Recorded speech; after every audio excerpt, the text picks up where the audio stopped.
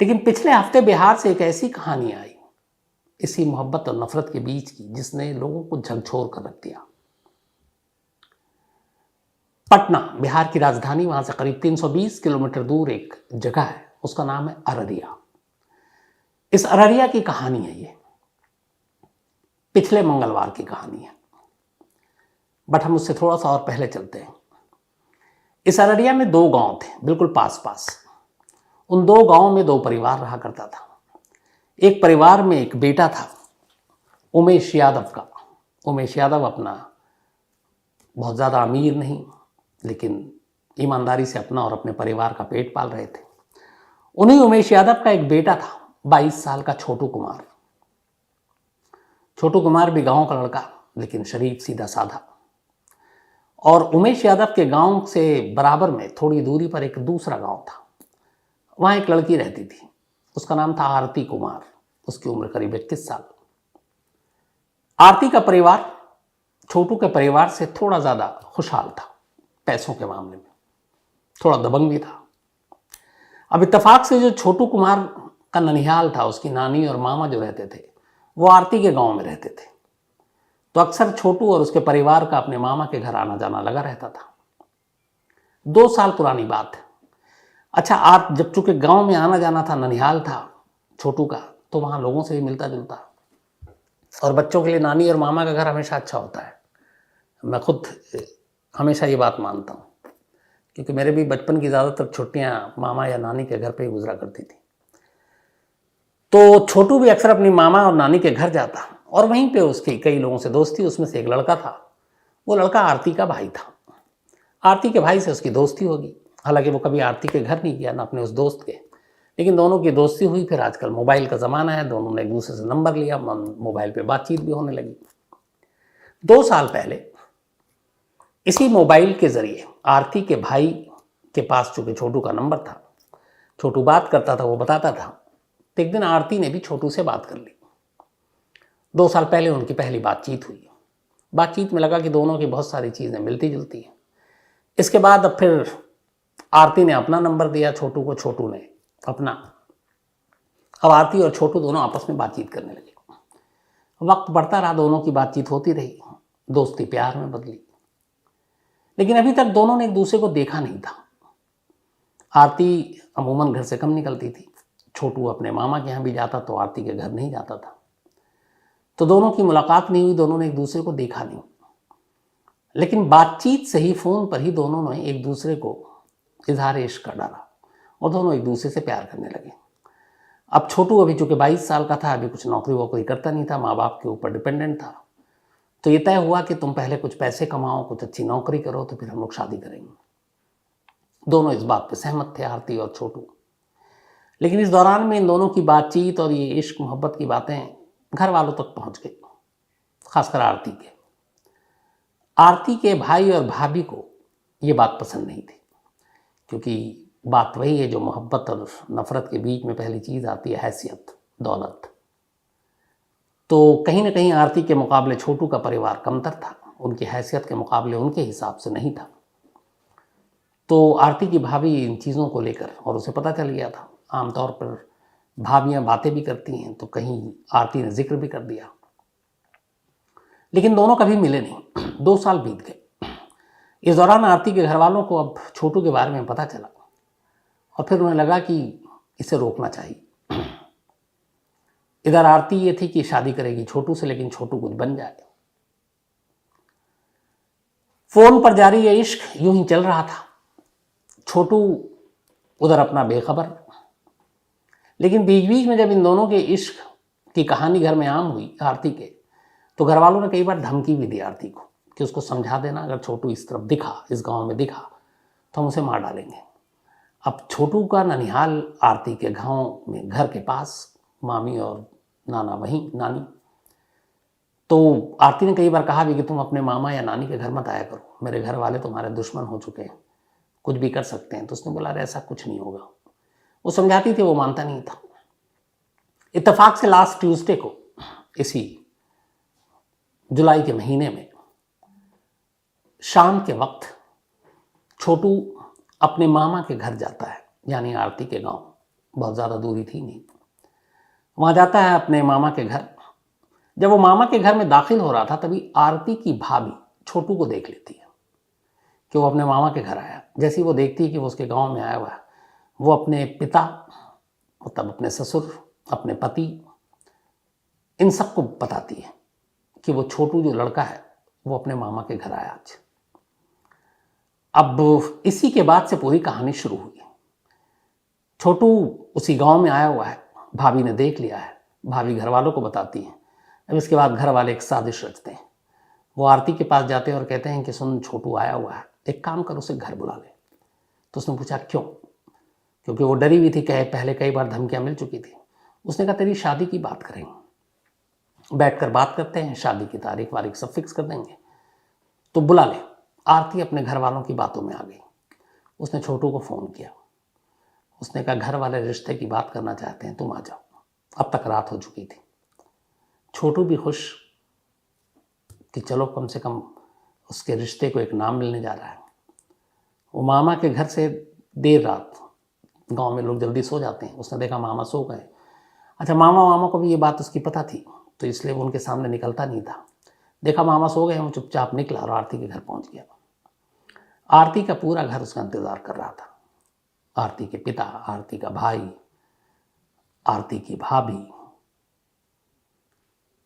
उसके बाद वहां बैठाया, उससे पहले पूछा। उसने कहा हाँ मैं प्यार करता हूं, मैं शादी करना चाहता हूं। घर वालों ने अब आरती से पूछा। आरती ने कहा हाँ मैं इनसे शादी करना चाहती हूँ। वो बाबू बोलती थी छोटू को। दोनों तरफ से जब ये सारे फैसले सुन लिए घर वालों ने, इसके बाद अचानक घर वाले छोटू पर टूट पड़े। उसे बुरी तरह मारना पीटना शुरू कर दिया, डंडे से, सरिये से। अब आरती ये देखकर घबरा गई। वो बीच बचाव करने आए, उसको पीटना शुरू कर दिया। फिर पीटते पीटते आरती को भी बहुत मारा और ले जाकर एक कमरे में बंद कर दिया। अब दूसरे कमरे में ले गए छोटू को और कमरा बंद करके आरती के पिता, आरती का भाई, आरती का जो एक और रिश्तेदार, इन सब ने कमरे में बुरी तरह मारना पीटना शुरू किया कि तू आरती से शादी करेगा, उसके ख्वाब देख रहा है। और इतना मारा कि लगभग वो अधमरा हो गया। और ये पिटाई कमरे में, ये लोग थक जाते, फिर कमरा खोलते, फिर मारते, फिर बाहर आते। सुबह के 4 बज गए। इधर आरती की भी हालत खराब, उसे गंभीर चोट लगी थी, लगातार रो रही है, खोल दो मुझे, उस कमरे में जाने दो। बट वो उसको डांट रहे हैं। इत्तेफाक से आरती के पास मोबाइल फ़ोन था। रात 4 बजे, सुबह बल्कि, आरती ने छोटू की सिस्टर को फ़ोन किया और कहा कि यहाँ पे छोटू को मेरे घर वाले मार रहे हैं, कमरे में बंद कर रहे हैं, आप पापा से बात कराओ, छोटू के फादर से। फिर छोटू के फादर लाइन पर आए। सुबह 4 बज रहा है। उसने पूरी कहानी बताई। घर वाले घबरा गए। सारे घर वाले बदहवास भागते हैं आरती के गांव में और वहाँ जाके सबसे पहले वो मामा को उठाते हैं छोटू के, और उन लोगों को लेकर आरती के घर पहुँचते हैं। वहाँ जाते हैं तो दरवाज़ा बंद है, बाहर से आवाज़ देते हैं, कोई खोलता नहीं। फिर छोटू के जो पिता हैं वो घर के पीछे जाते हैं, तमाम खिड़कियों को चेक करते हैं, खिड़की खुली भी नज़र आ गई। देखा तो उस खिड़की के अंदर उनका बेटा तड़प रहा है ज़मीन पर और कह रहा है, उसने भी आवाज़ दी तो वो कहता पापा मुझे पानी पिला दो। ये गिड़गिड़ाते हैं कि मेरे बेटे को कोई पानी पिला दे। तब तक वो सारे लोग, आरती के घर वाले, वो धमकी देते हैं कि भाग जाओ नहीं तो तुम्हारा भी हश्र होगा। फिर वो कहते हैं, बार बार मिन्नत करते हैं मेरे बेटे को पानी पिला दो। तब तक फिर वो लोगों को लगता है पता नहीं क्या हुआ, वो छोटू के बाप को बुलाते हैं, कहते हैं अच्छा पहले बैठो, समझौता करते हैं, उसके बाद तुम्हारे बेटे को छोड़ देंगे। 1 घंटा इस चीज़ में बर्बाद कर देते हैं, लेकिन 1 घंटे तक छोड़ते नहीं। इस दौरान में चूंकि आरती ने फ़ोन किया था, तो आरती के फ़ोन के बाद छोटू के गांव में बहन, भाई, दोस्त, इन तक ये बात पहुंच गई। पूरे गांव वाले इकट्ठा हो गए। वो पूरा गांव आरती के गांव में सुबह सुबह पहुंच गया। करीब उस वक्त तक 6-7 बज गए। गांव वाले जब पहुंचे, भीड़ पहुंची, तो आरती के घर वाले भी घबरा गए। फिर उन्होंने खिड़की से देखा तो वो बेसुध पड़ा हुआ था छोटू ज़मीन पर। फिर लोगों ने दरवाज़ा तोड़ा। तब तक आरती के बाकी घर वाले भाग गए, जितने मर्द थे। दरवाज़ा तोड़ा, तब तक छोटू की जान जा चुकी थी। उसके नाखून उखड़े हुए थे, हाथ पैर टूटे हुए थे और चेहरे और जिस्म पर काले निशान थे जलने के, और फर्श के पास नंगी तार रखी हुई थी।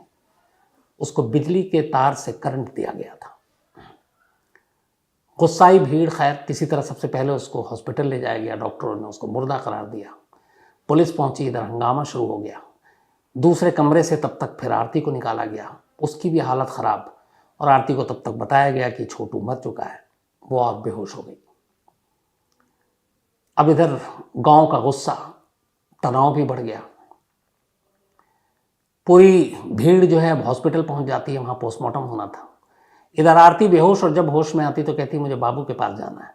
फिर उसे किसी तरीके से अस्पताल ले जाया गया, वहाँ मुर्दाघर में पोस्टमार्टम होना है, लेकिन वो लाश को छोड़ नहीं रही, लगातार उससे बस लिपट कर कह रही है कि मुझे साथ मरना है। बड़ी मुश्किल से उसको उस लाश से अलग किया गया। इसके बाद पोस्टमार्टम हुआ, फिर लाश को ले जाया गया। पुलिस तब तक आ चुकी थी, बाप भाई को गिरफ्तार किया जा चुका था, गांव वालों को समझाया मनाया गया। अब छोटू का अंतिम संस्कार होना था। आरती जिद पे अड़ गई कि मुझे उसके साथ चिता पर जलना है। अजीब से हालात पैदा हो गए थे। बड़े मुश्किल से लोगों ने समझाया, उसको चिता से दूर किया, और फिर अंतिम संस्कार हुआ। इसके बाद आरती ने अपना फैसला सुनाया। उसने कहा ठीक है, मैं नहीं मरूंगी, लेकिन अब मैं उस घर में नहीं जाऊंगी जिस घर ने मेरे बाबू को कत्ल किया है या मारा है। अब मेरा घर छोटू का ही घर है, और मैं पूरी ज़िंदगी उसकी विधवा बनकर रहूँगी। यहाँ मैं शायद बहू बनकर आती, शादी होती तो डोली यहाँ आती, लेकिन मेरे घर वालों ने अर्थी उठा दी, तो अब किसी और से शादी का तो सवाल ही नहीं है। यही मेरा घर है, और अब मैं यहीं एक छोटू के विधवा के तौर पर अपनी पूरी ज़िंदगी गुजारूंगी। और कमाल ये कि जिसके बेटे को जिस लड़की के घर वालों ने मौत के घाट उतारा, उस छोटू के पिता उमेश यादव ने भरे गांव के सामने कहा कि आज से आरती मेरी बहू या बेटी नहीं बल्कि मेरा बेटा है। मैं हमेशा समझूंगी कि यही मेरा छोटू है। और उन्होंने उसको दोनों हाथ से गले लगाया, अपने घर पे पनाह दी। इससे पहले उसकी हालत ख़राब थी, उसे पीटा गया। छोटू के पिता उसको प्राइवेट नर्सिंग होम में ले गए, वहाँ उसका इलाज कराया, 3-4 दिन तक वहाँ रही। जब वो थोड़ी ठीक हो गई, इस दौरान में आरती के मौत की भी खबर वायरल झूठी फैल गई थी, लेकिन वो जिंदा थी। इसके बाद छोटू के पिता उसको डिस्चार्ज कराकर अपने घर लाते हैं, और अब आरती उन्हीं के साथ, उनका बेटा बनकर, उनके बेटे के तौर पर। और उन्होंने कहा कि अब आरती की जिम्मेदारी मेरी है। बेशक मेरा इस दुनिया में बेटा नहीं रहा, लेकिन आरती हमेशा अब मेरे साथ रहेगी। बहुत सारी दुनिया में लव स्टोरी सुनी होगी, लड़का लड़की, प्यार मोहब्बत, नफरत, मार देना, लेकिन यहाँ एक बेटे का कत्ल होता है। एक लड़की अपना घर छोड़ती है, जिससे वो प्यार करती है, उसके घर जाती है और कहती है कि, और जिसने कभी उसकी शक्ल नहीं देखी, पहली बार उस दिन 2 साल में शादी का झांसा देकर घर वालों ने उसे बुलाया था। और इस लड़की का इंटरव्यू है। उसने कहा था, जब फ़ोन किया तो उसने कहा आ जाओ, तो छोटू ने पूछा था क्यों बुला रही हो। उसने कहा घर वाले हमारी शादी की बात करना चाहते हैं, और अब हम दोनों एक दूसरे को देख भी लेंगे। सोचिए 2 साल के बाद। और वही आखिरी दिन बन गया छोटू का। आरती अब भी अपने ससुराल यानी कि छोटू के घर पे है। अब उसकी तबीयत ठीक हो रही है। नेताओं का भी तांता लगा हुआ है, वो तमाम तरह के आश्वासन दे रहे हैं। बाकी लोगों की गिरफ्तारी की भी पुलिस बात करेगी, हर एक को सज़ा देंगे।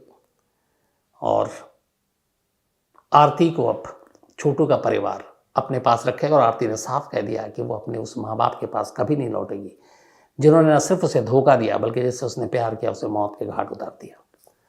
तो एक अजीब कहानी थी, एक अजीब प्रेम कहानी। और अफसोस होता है मतलब कि मोहब्बत और नफरत के बीच ये जंग कब तक जारी रहे।